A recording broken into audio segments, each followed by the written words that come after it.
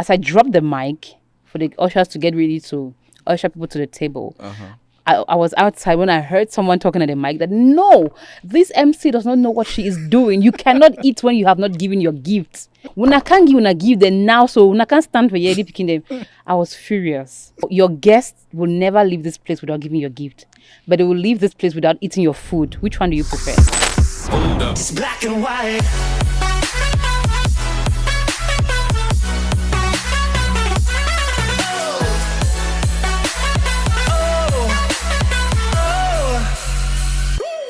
Black and white. Welcome to the episode of Your Perfect Wedding. Still a working title, so we don't even know what we are going to call this thing. So, but anyways, the objective of this small show or this thing that we are doing here is we are trying to give all our brides all the tools that they need in order to have a perfect wedding for their wedding, or to give them a perfect wedding, because we have noticed that there are so many people who get into wedding planning and who get into planning their weddings themselves, and then they don't really have the right information, and then at the end, the thing is not going the way that they want, and they wonder why. So we decided that, okay, let's talk to wedding professionals. Let's talk to people like MCs and photographers, wedding vendors, so that they're going to give us the right information and give you the right information. Yeah. So that, well, you know what you're doing. By the way, my name is Chapnik. Welcome to the Next Generation Studios, which is hosting us today for our maiden episodes. This is the first episode, so forgive me if I am everywhere. All right, so today we are going to be talking to Renette. She is, I'll let her introduce herself. So welcome, Renette. Thank you, Nick. Thank you so much. My name is Renette Ayuk. I'm a journalist and I'm a communication specialist equally. So in journalism, you have an MC. I MC weddings. I MC seminars, corporate events, and all kinds of events that you can imagine. So we are going to be hearing from Renette, who is very, very experienced in what she does. Yeah. She has been doing this for how long already? I have been MCing for, if I can give you the timeline, remember exactly when I started. I have been MCing for over 8 years, because I started while in the university, 2012. I was always leaving school, going from one party to the other to MC weddings or birthdays. Yeah. Mm-hmm. Yeah. Oh boy. 8 years, you say? Yeah, over 8 years. And I've been doing photography for less than that, so we have a queen in the house. Yeah, we have an autochtone in the house. Oh, please.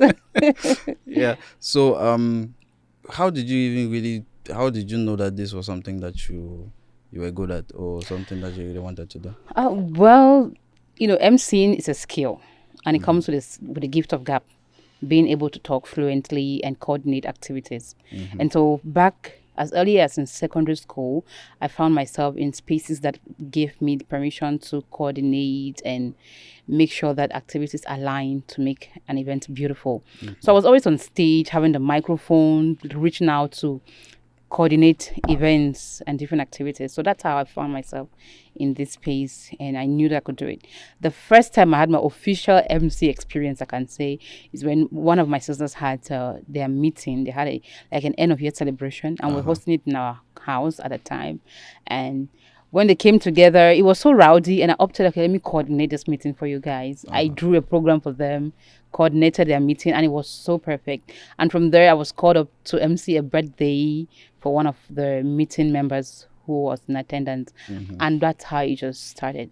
That was when I was in secondary school. I was in Lower State at the time, so you can imagine. And when I went to the university, I continued in the same spirit. And I just knew I could do it because words come easily for me. Ideas come easily. I'm a creative person. And in fact, talking, being on stage is something that it comes easy for me. Yeah, how would you say, before the time that you started MCing and now, what's the difference now? Growth is a difference. I have grown. I've become more mature in the game. I mean, I know how to carry myself at different events, because each event has its energy that you need to transport and deliver excellently. So I have really grown. I've known how to coordinate events perfectly at different levels. I mean, the way I will behave at a wedding is not the same way I'll behave at a conference. Yeah, so I've known how to draw the line.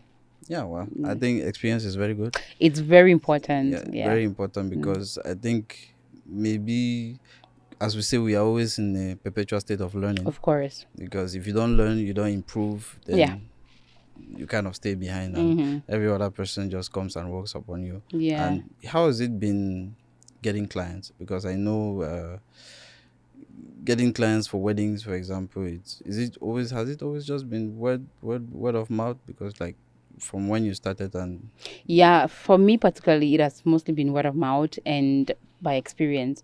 For instance, getting recommendations. Somebody might hear that someone has a wedding, and like, oh, I'm looking for an MC, and somebody will immediately think, oh, I know Renette. This is a contact. I mean, most people who've contacted me, it's been based on recommendations. Like, I got your number from this person, they recommended you for MC, and that was it. Another instance was people seeing me MCing somewhere, and when they have an event, they remember that they saw me somewhere, so they call me. Because usually when I MC events, I give my number at the end of the day. I go with my cards. If I don't go with the card, I say my number on the mic, and whoever takes it down, takes it down. And I've had a lot of people come back through that means. Okay. I think, even though I think it is very rudimentary, the most effective way, actually, word of mouth is the most effective. It's the most effective, yeah, because I think there's already that level of trust. Yeah, between, of course. The person who recommends, yeah, and well, but I'm hoping that you'll be thinking of other ways to bring in more clients. Or is it because the work is too much already? No, not exactly. Of course, some other people see me on social media and they contact me through social media. So now with the advent of social media, you can put yourself out there, put your work. Your number is there on Facebook, on Instagram, or whichever social media platform you're using the most. And people can get your contact and they call you, but the most effective way is by recommendation. Because people would trust someone's recommendation than just picking a number online and calling the person, no matter how many videos you put online. Okay. Yeah. But then say I am someone who doesn't know Renette. Yeah. And I'm looking for an MC for my wedding, and I somehow fall on you on social media. What does your intake process look like? My intake, like accepting clients? Yeah, like what's the process between a client or like a prospect getting to you, the transformation from being a prospect to a client? Normally when someone calls me to MC their wedding and you're sure that you really want me to do it, before you even get to me accepting, I need to know where your event is taking place. What is your budget? Because I have a budget limit too. So I want to know if... Tell us your budget limit. I'm sure we'll get to that. That's not something we really review because those things vary per event and per the person. What I might charge you as Nick is not the same thing I'll charge somebody else. Okay. Yeah, so it really varies. So when someone contacts me for the first time and wants me to MC their event, the first thing I need to know is the venue, location. Where is it taking place? Is it within my hometown where I am residing, or is it taking me out of town? Because from the location, I will know how much to charge. Because if I'm going out of town, I'll need to factor in lodging, feeding, and all of that, transportation. And apart from transportation and maybe location of the wedding, I gotta know, who are you? You contacted me to do your wedding. Who are you? What I would charge a minister is not the same thing I would charge a truck pusher. Yeah, so basically, you have like a very lengthy discussion. Yes, I have a discussion with the person. And after that, because people can lie too, they can give you false information just so you don't charge them much. And I do my own background checks. I do some findings and okay, please give me some time to reflect on this. I need to know, because when you contact me for a wedding, I'm not just desperate or appearing desperate. I need to know if it's... It's not about being busy. I need to put in everything together to be sure that I can do this job. Yeah, even though I can do it, but I need to be sure I can do your job. You understand? Yeah. So I do my own background check and when everything is in place, I call my clients back, and discuss with them. So this is what you're going to give me. This is what it's going to entail. I'm going to come up with a program, and I tell you how it's going to look like. Yes, and I tell you to keep family members away, especially if it's a wedding. And Because when we're talking about MCing, we MC conferences, concerts, Yeah. there are corporate events also, not just weddings. So it depends the kind of event, and I will know now the kind of tone to communicate with you and the kind of the different parameters that are needed to deliver your event. So for weddings, is if I get you well, for weddings especially, Yeah. you're the one who come up with the program. I usually 90% of the time I come up with my program, because at the end of the day, the couple always accepts my program. They might have their own imaginary program in their mind, but when I propose the program, like, okay, yeah, fine, it's feasible, do it. Sometimes they want to add some things, but there is a standard program for weddings. Yes, but but that also means that you work in coalition with the couple, right? Of course, when I draw the program, I don't impose it. I propose it. So if if you totally agree with what I'm proposing, then that's fine. If you want to make some adjustments, it's open for adjustments. You can add something, deduct something you're not comfortable with, and all of that. It's about being flexible. Yeah. What about those who, I think maybe that is you talking directly to the client. Yeah. But how about that I like to encourage clients, or I like to encourage people who want to do their weddings to hire wedding planners. Wedding planners, yeah. Because I think it's the best way to organize your wedding. The wedding is the day that you're supposed to kind of chill And let enjoy. enjoy and Let everything roll out. Yeah, and then when you are the one who has to organize your wedding, and then all of that is just a lot of work it's just a lot of work and a lot of stress. Yeah. Sometimes some of our brides don't understand what they are getting into when they decide to organize their own wedding. So when they hire a wedding planner, so that means all of that is usually you and the wedding planner of course, putting the things together. Because one of the questions I'll ask the wedding planner is, do you have a program for the wedding reception? Because where the MC comes in is at the reception. Yeah, we don't MC the church, we don't MC the civil procedure.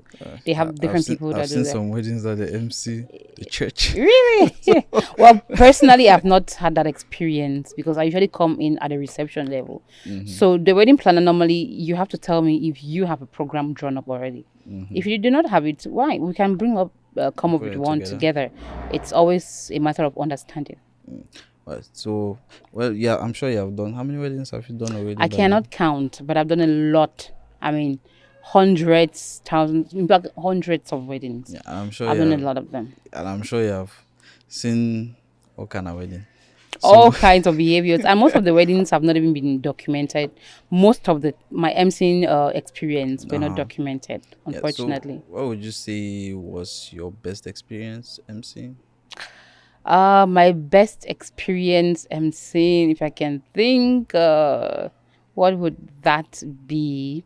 Well, I remember vividly a wedding I MC'd in Yaoundé. I don't want to call the name of the hotel. In Yaoundé, about 2018. Yeah, 2017, 2018. Yeah. And during that wedding, the couple was so amazed at the job I did, because one of the things I did for them was to raise funds, to help them raise funds.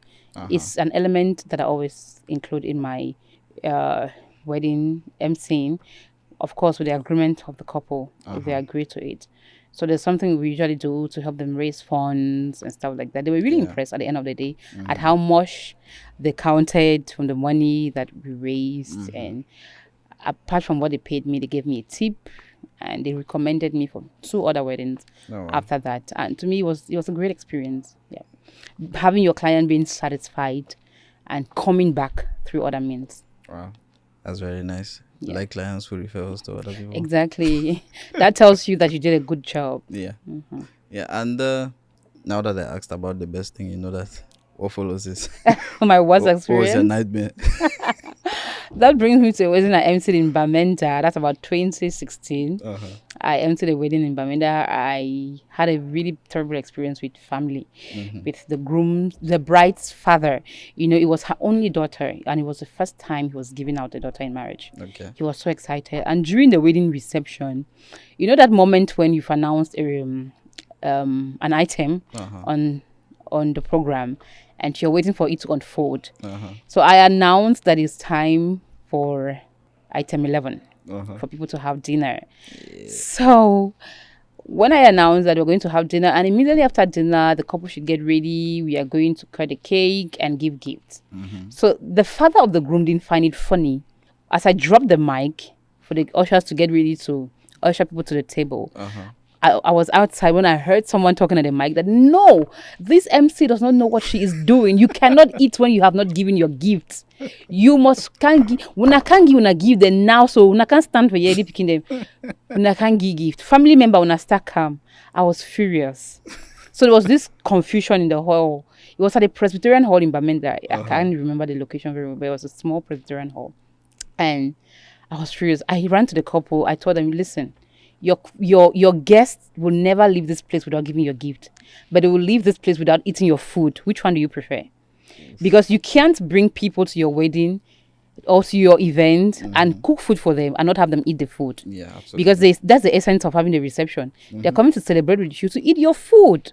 But they cannot leave this place. If somebody has a gift for you, they will find a means to give it to you. Yeah, if they want to leave before handing the gift, they will leave the gift behind. They can never leave with their gift.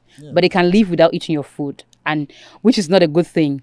So it's either you're allowing me do this thing like the professional that I am, or you allow your father take over the ceremony. Yeah. And she had to apologize, called her father by the side, spoke to him. I had to go back to the microphone, talk to the people, try to convince them again that, no, I'm sorry for the mix-up. Just go back. The ushers have to get you back to the tables, go and have your food and get ready. We're going to hand over the gift when it is time to do so. That was an awkward moment for me because it wasn't easy getting people back to their shoes and getting them back in the mood of celebration. Yeah. I can only imagine when it is when it is time to eat. The time that everybody is waiting. It's waiting to eat, and you just tell them they cannot eat now. And you tell them they have to come and give their gifts now. Yeah. Of which you need to go and collect all your energy when. And that's a mistake I've seen most MC make. They usually leave eating one of the last things. It's very wrong. Oof. It's rather important to let your guests eat earlier into the program. Yeah. It should be one of the first things they do. Gifts are one of the last things that should happen on your wedding program. Because, that moment of giving gifts, the hall becomes rowdy. Yeah. People are up dancing yeah. And nobody would want to really settle down after that. So it will be difficult to have people settle down and move to the table to eat after giving their gifts. Okay. Now there's this thing when what we are doing here is trying to tell our brides to not make this mistake. Yeah. To not make this mistake. So what do you think? Give us maybe five. I'm sure you will give us a little bit more, and then we are going to give our more people, or less. Yeah. You will give us 5 right now, and Yeah. then the more that you are going to give, you are going to make like a list, and we are going to put it down in the description so that you guys can get even more, because we don't want to spend all the time here to be explaining everything. So give us 5 mistakes that brides, or 5 things that brides should look out for while looking for an MC. Well, okay, one of the things brides should look out for, first of all, know your audience. The guests you're inviting. What are the caliber of people you're inviting? It will push you to choosing the right MC that will match them. Like there are MCs who are comedians. Yeah. Because one of the mistakes people make or event organizers make is, especially during weddings, they think that every MC must be funny. No. If you have an MC who cracks jokes, that's a plus. But MCs are not comedians. Yeah.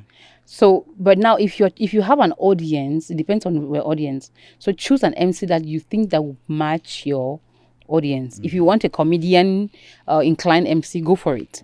If you want a corporate kind of MC, go for it. Okay. So it all depends on what kind of atmosphere you want your audience, your guests to enjoy. So you help you to choose your MC. Yeah. And one of the things that you should look out for is what language you want your MC to use. So that comes back to knowing the kind of guests you're inviting. Is a guest mix? Do they speak French, English, or do they speak Pidgin, or do they speak any other language? So you need to know what kind of MC to look for. For instance, I am bilingual.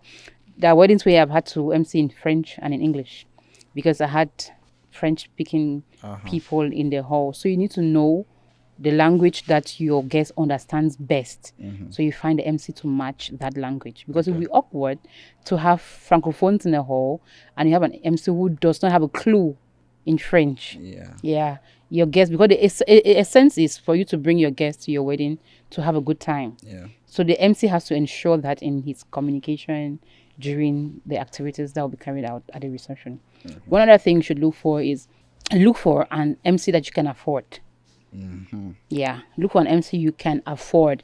Some people make the mistakes of, you see someone maybe on social media and like, oh, I like the MC, just go for the, like, I mean, I don't want to call names, but there are MCs that when you call them, you should not, you know that you're not paying them anything less than $1 million. Yeah. Can you afford it? Can you afford it? So It's a loud look for, babies. exactly. So look for an MC you can afford. Okay. One other thing is look for an MC that you like.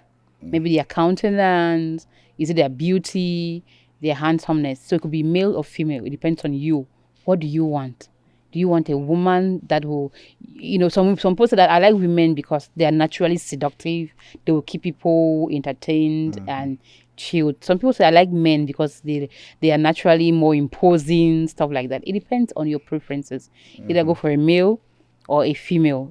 There's nothing like a man can do it better than a woman because he's a man, or a woman can do it better. So it's all about what you want to achieve with your MC. And one other thing I think they should look out for in MCing is the location. Like, where is the MC based?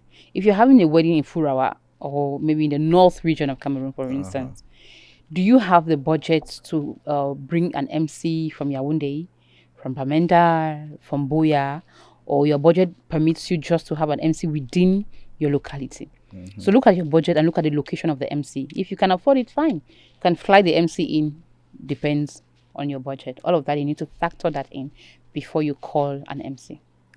I think that really shows the importance of actually meeting up with the MC. If it is not possible to meet up physically, maybe you get on a call or a video call. I think the internet has made it very easy for us. Yeah, to before the have wedding. conversations now. Yeah. And one other mistake is when hiring an MC, know that an MC is not your family member. Yeah. Some people you can hire if you have an MC in your family, which is good, and who can keep those the family lineage aside and do their job like a professional, then it's fine. Yeah. But in most cases, it's not ideal.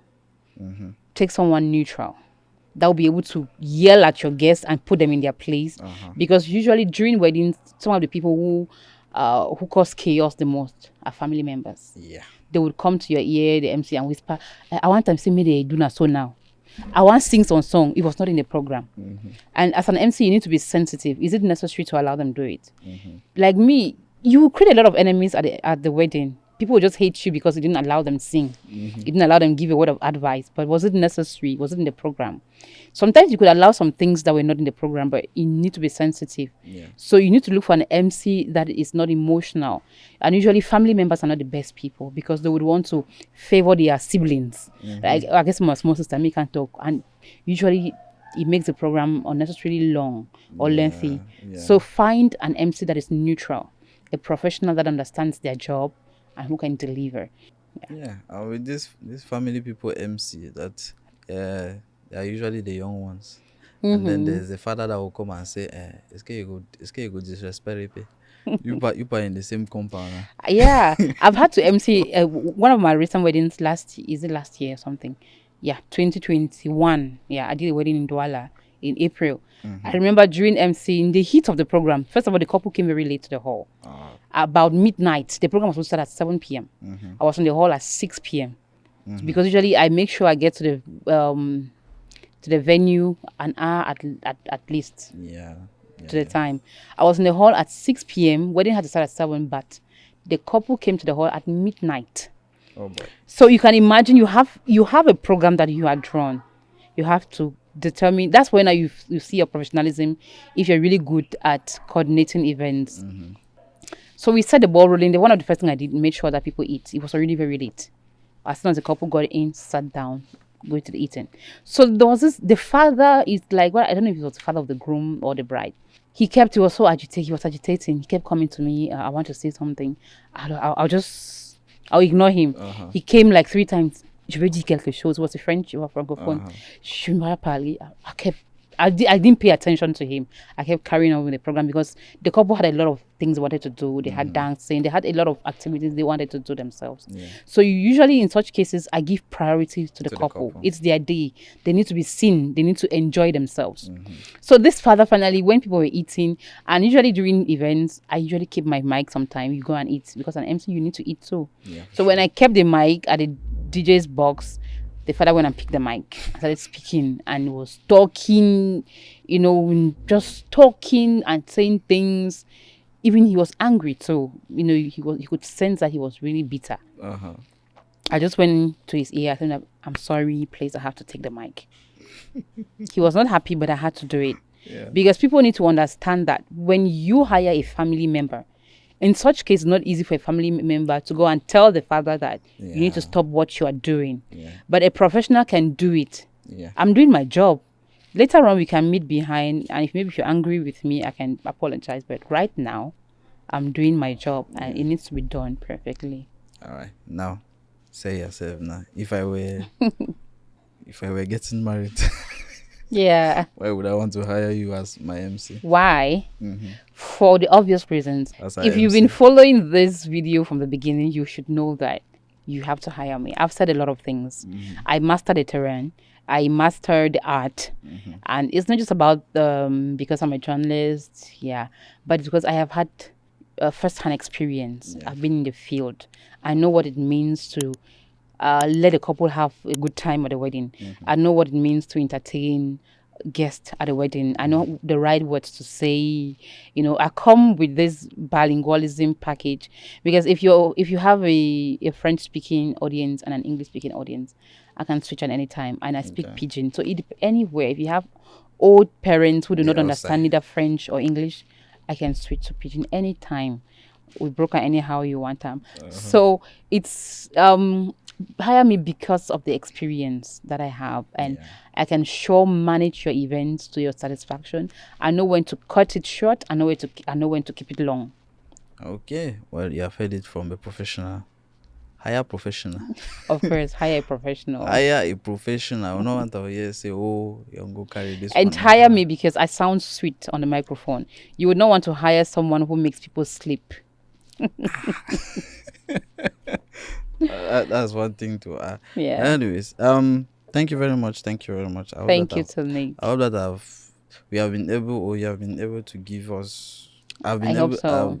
I hope that I did my job well by asking you everything that I needed to ask in order to inform all our brides out there who should be watching. And if you're a bride out there and you're watching, please send to your friend.